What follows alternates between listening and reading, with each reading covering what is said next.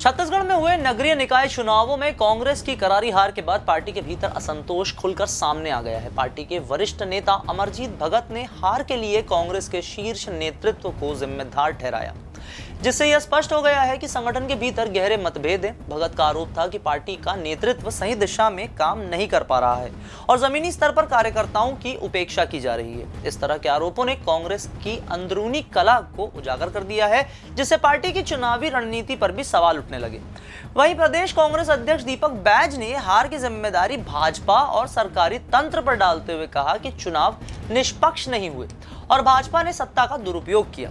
यह स्थिति कांग्रेस के लिए और भी गंभीर तब बन गई क्योंकि पार्टी पहले ही विधानसभा चुनाव में हार झेल चुकी है और अब नगरीय निकाय चुनावों में भी कमजोर साबित हुई है। और इस हार के साथ ही बीजेपी की छत्तीसगढ़ में ट्रिपल इंजन की सरकार आ चुकी है, ऐसी राजनीतिक गलियारों में गूंज सुनाई दे रही है। अक्सर देखा गया है कि चुनावों में हारने वाली पार्टी ईवीएम पर ठिकरा फोड़ती है, लेकिन इस बार मामला थोड़ा अलग है। इस बार ईवीएम में ऐसा नहीं हो रहा है कि कुछ दबाव तो कुछ और निकलेगा या वोट किसी और को जाएगा, बल्कि इस बार ईवीएम बंद हो गए, खराब हो गए, चले ही नहीं, जिससे विपक्ष काफी नाराज है। लेकिन दीपक बैज के आरोपों में कितना दम है? क्यों बार बार दीपक बैज को लेकर उठ रहा है विवाद? क्या छत्तीसगढ़ की राजनीतिक हवाओं में उठ रही बात कि दीपक बैज के मन में कमल खिल सकता है, इसमें कितनी सच्चाई है? करेंगे सभी जानकारी आपसे साझा। नाम हमारा आशीष गुप्ता और आप देखना शुरू कर चुके हैं NH24/7 डिजिटल। चुनाव परिणामों के बाद कांग्रेस ने ईवीएम पर सवाल उठाते हुए कहा कि चुनाव के दौरान सुप्रीम कोर्ट की गाइडलाइंस का पालन नहीं किया गया। दीपक बैज ने आरोप लगाया कि ईवीएम के साथ वीवीपैट का उपयोग किया जाना अनिवार्य होता है, लेकिन ऐसा नहीं किया गया।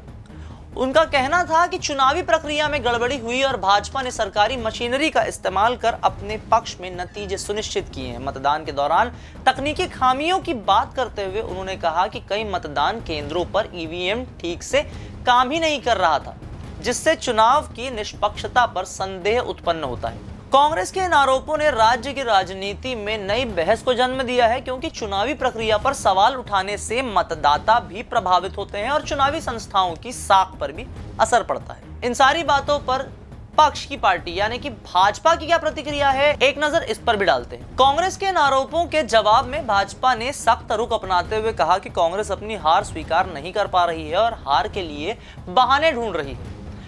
प्रदेश भाजपा अध्यक्ष किरण सिंहदेव ने कहा कि कांग्रेस को जनता ने पूरी तरह से नकार दिया है और अब वह ईवीएम पर सवाल उठाकर भ्रम की स्थिति पैदा कर रही है।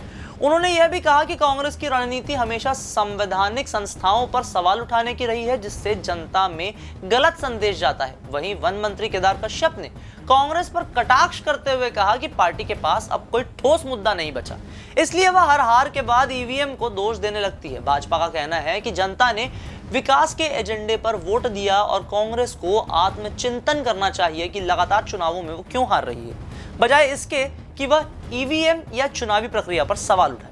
अब बात अगर सिर्फ ईवीएम पर सवाल उठाने और ठिकरा फोड़ने की होती तो ये जो न्यूज कटिंग्स आपके स्क्रीन पर इस वक्त नजर आ रहे हैं ये भी तो गलत होते, लेकिन इस प्रकार की खबरें रायपुर में निकाय चुनाव वाले दिन आ रही थी। कई जगहों से ये भी खबर थी, छत्तीसगढ़ में भी ये खबरें फैली थी। कई जगहों में ईवीएम में खराबी होने की वजह से जो जनता वोट करने आई थी, जो वोटर्स थे, उनमें भीड़ बढ़ गई थी, उनकी लाइनें बढ़ गई थी, उनकी कतारें लंबी हो गई थी, जिनके कारण कई वोटर वोट डाल भी नहीं पाए। ऐसी भी कुछ बातें सुनने में आ रही थी। लेकिन इसके बाद सोचने की बात यह है कि कांग्रेस के अंदर जिस तरह से मतभेद बढ़ रहे हैं, इसका भविष्य छत्तीसगढ़ की राजनीति में क्या असर दिखाएगा?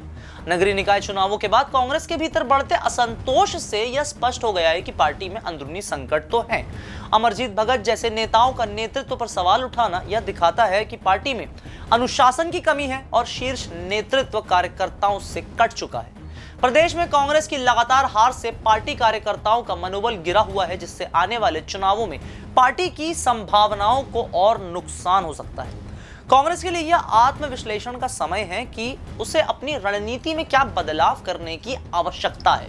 अगर पार्टी अपने कार्यकर्ताओं और नेताओं को एकजुट नहीं कर पाई तो आगामी चुनावों में भी उसे मुश्किलों का सामना करना पड़ेगा। अब इन नगरीय निकाय चुनावों के नतीजों ने छत्तीसगढ़ की राजनीति को एक नई दिशा तो दे दी है। भाजपा की जीत ने यह स्पष्ट कर दिया है कि राज्य में कांग्रेस की पकड़ लगातार कमजोर हो रही है।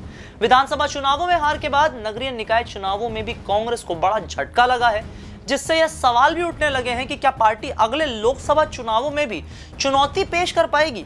वहीं भाजपा ने यह साबित किया है कि उसकी पकड़ राज्य के शहरी और ग्रामीण क्षेत्रों में मजबूत बनी हुई है। यह देखना बहुत ही दिलचस्प होगा कि कांग्रेस अपने कमजोरियों को कैसे सुधारती है और भाजपा अपनी जीत के लय को कैसे बरकरार रख पाती है।